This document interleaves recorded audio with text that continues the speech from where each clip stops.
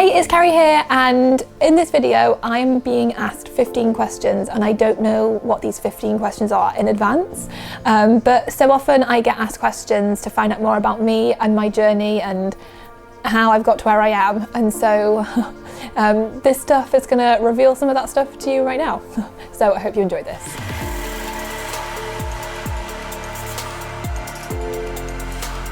Why did you start FEA?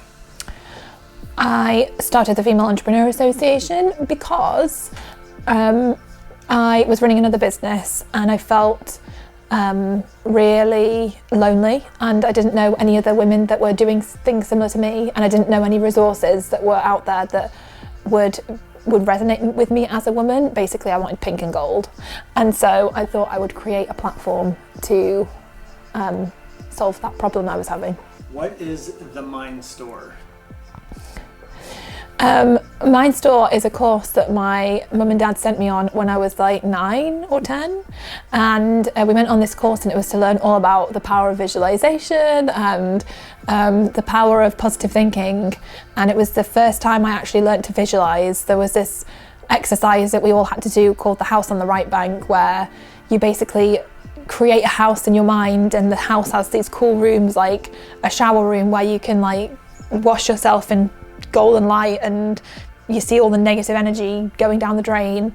And it also had a room in there called the editing suite, which is where there's like a movie screen where you can watch your future and you can basically create the future that you want to live. And it was really cool and fun and magical, and a really fun way to learn about how important it is to have a positive mindset and to visualize what you want. Was that the first time you've ever experienced anything like that? Yeah, that I remember. Yeah, the first time where I actually learned how to do it. We got given this little cassette tape that we could take home and listen to every single night as we were falling to sleep to do the visualization. And so we'd listen to it. My dad would be like, listen to the visualization. So yeah, I would listen to that, and it was fun. Was that part of like where you learned to visualize? I still vividly remember that visualization to this day and still do it. So there was this other cool room, it was the bedroom, and you could go into your bedroom and you could set the alarm, what time you wanted to wake up in the morning. And on mine, it was like the entire wall was the alarm clock, so I could see it like flashing. So if you want to wake up at 7 a.m, it'd be like 7 a.m, 7 a.m, and you'd see it in your mind. And then I swear you just wake up at that time and you're like, I'm awake. Literally, it's weird, you should try it, it's crazy.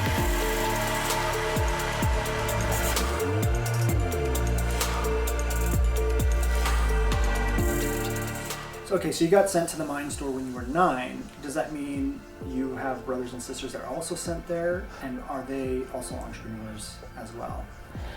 Yes, I've got an older sister and 2 younger brothers, and we were all sent. My little brother, who was like 4 or 5 at the time, insisted on coming along too, and so he came along for the weekend as well. Yeah, my sister now runs a business. She always used to get so angry with me. Me and my dad would talk about business every night at the dinner table when we were younger, and she'd be like, you're so boring, stop talking about business. And now she like runs a business, and she gets it and she wants to talk about business all the time. So she's converted. James, he has run a photography business, and he also works for me. And Nick, he hasn't actually never run his own business, but he is very entrepreneurial. So obviously visualization and manifestation are a big thing in your life. In your opinion, what's the biggest thing that you've ever manifested in your entire life? Oh wow, the biggest thing I've manifested? There's so many. I think my book was probably one of the biggest ones. Well, there's that, but then also with FEA, with building up a multiple 7-figure business, like when I think back to where I was at, before it all started, I think, oh my gosh, like how did I actually get here?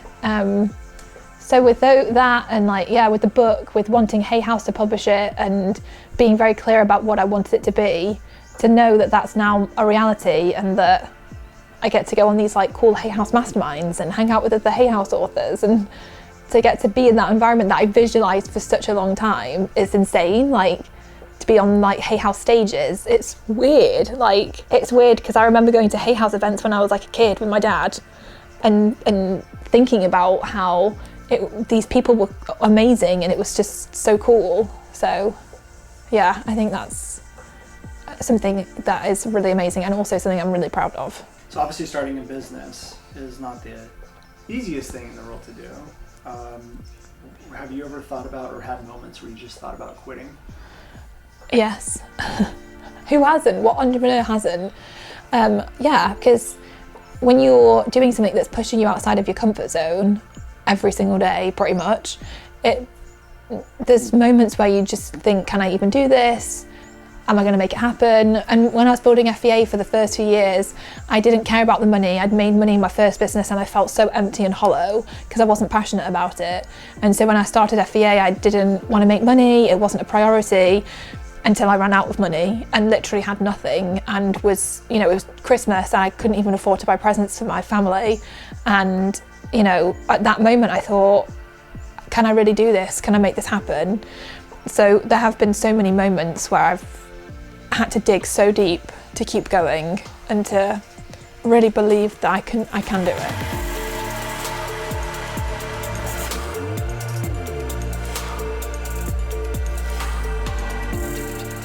So you wrote an amazing book and it's become a bestseller. My question to you is, do you feel like you actually created your book, or do you feel like it came through you from somewhere else? I actually feel like a bit of both. I think that, well, I don't know really, actually. I mean, I did have the vision to create the book, but when I was actually writing the book, there were times where I would literally sit on the sofa and I would just imagine this like beam of light coming down through my head, and it was just like, it was just giving me the words to write on the page. And it was the only way I could get out of my own way and actually just write. And some days I'd sit there and write like 6,000 words, and I would write stuff and I'd be like, where has this come from? Like, what is this?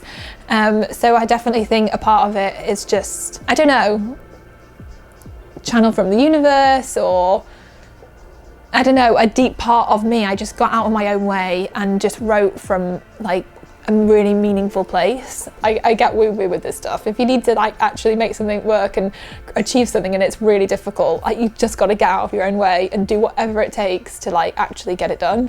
How did you end up meeting your husband? Kellen. So I actually met him, my sister tried to set me up with him. He's my sister's now husband's best friend, and she met him traveling the West Coast in 2007, and then Kellen came over with my now brother-in-law in 2012, and that's when I met him. So I met him in the UK. All right, so I know you're all about visualization. Is your husband the guy that you visualized when you were a little girl? Well, you know what? My fantasy husbands were Liam Hemsworth and Ryan Gosling, and I mean, he's got like a similar hair colour and whatnot, so I feel like it could be. But I don't know, actually. Is he what I visualised? I actually am not sure. But he's amazing all the same. I think I realised that I needed someone who was going to be really like kind and supportive, and we could be on the same wavelength, and who could allow me to get on and create my vision and build my business, and so we could live the life I wanted to live. And I think without realising it, he is 100% that person. Yeah, so I suppose in a way, yeah, he is what I actually ordered from the universe. Yeah, never really thought about that before. Are you what he visualized? I don't know. I mean, yeah, probably. Awesome. No, just kidding.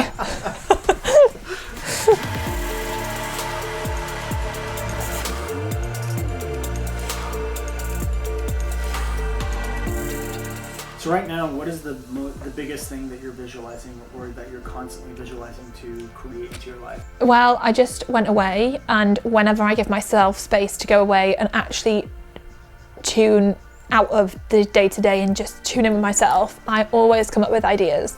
And so I have new visions that are absolutely massive.